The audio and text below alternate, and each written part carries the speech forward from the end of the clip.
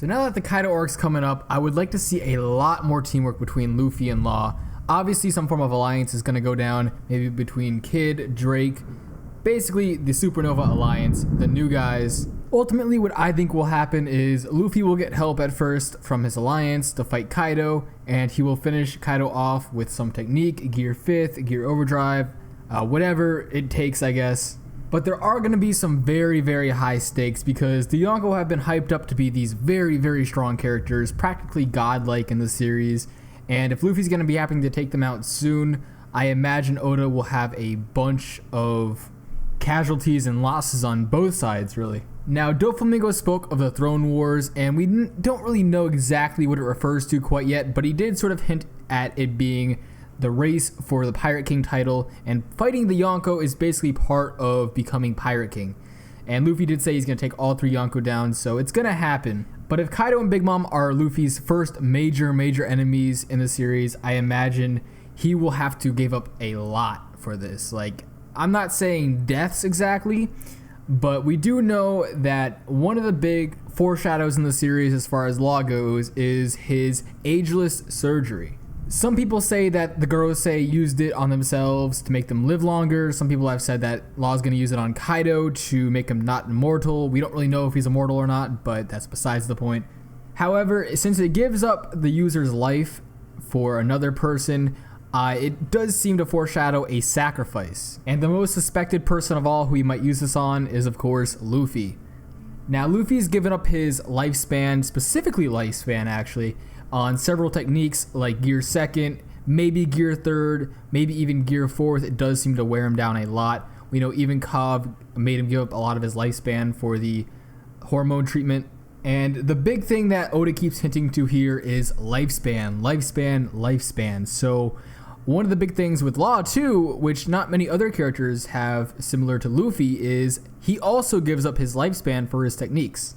Now, similar to Luffy's fruit, Law has to give up his lifespan for techniques when he uses too much stamina. So his body is practically like a drain, constantly giving out energy to make his attacks stronger. And this actually leads me to believe that maybe his ageless surgery, which is possibly one of his awakening techniques, could maybe rely on his lifespan.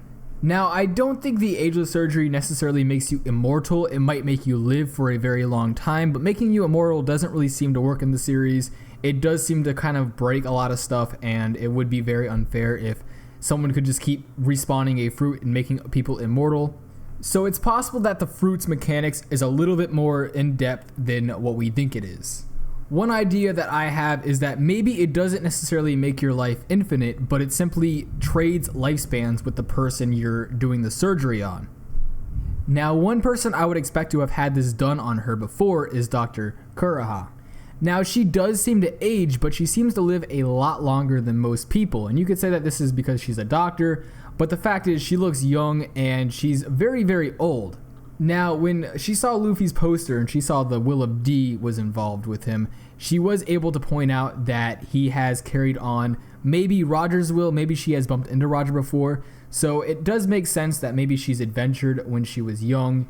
Now, during her journey, she could have had the ageless surgery done on her to expand her lifespan, make her live longer. And since the Opi Opi no Mi is a fruit used by famous doctors, and she's a famous doctor, it does make sense that maybe she was friends with a famous doctor who, when she was dying of maybe an illness, the doctor had to give her his lifespan in order to make her survive. Now, of course, in exchange, he probably had to give up his life, as it has been stated about the ability.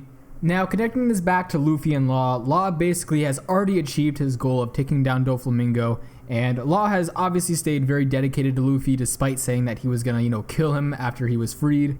And he does still remain very, very close to him.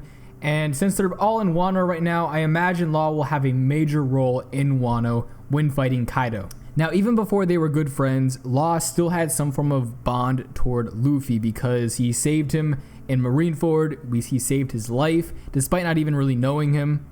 So now that Law knows him very, very well, it would make sense if Law ultimately sacrifices himself for Luffy. Now, the reason before I said that it's simply an exchange of lifespans is because if Law gives Luffy infinite life, it'll basically break the series. If he lives forever, that'll just be too much. So it would make a lot more sense that if Law is going to sacrifice himself, It is just with whatever lifespan he has left. And if Luffy has just basically beaten Kaido with whatever technique that maybe drains his whole lifespan away, whatever is left of it, if Law just comes to the rescue and with whatever lifespan Law has left, because we know he has also drained his lifespan a lot, maybe he gives Luffy like an extra 5 to 10 years. It would be really, really sad, but it does seem to have some level of foreshadowing in the series. Now, of course, with Big Mom's introduction, there is some level of hope for Law now because Big Mom can transplant lifespans from anybody to anybody.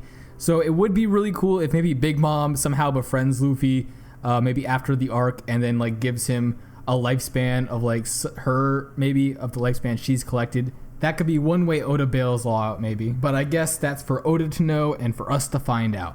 Now, if you enjoyed this little theory-based discussion, it would be cool if you subscribed and liked the video. Otherwise, I will see you all later.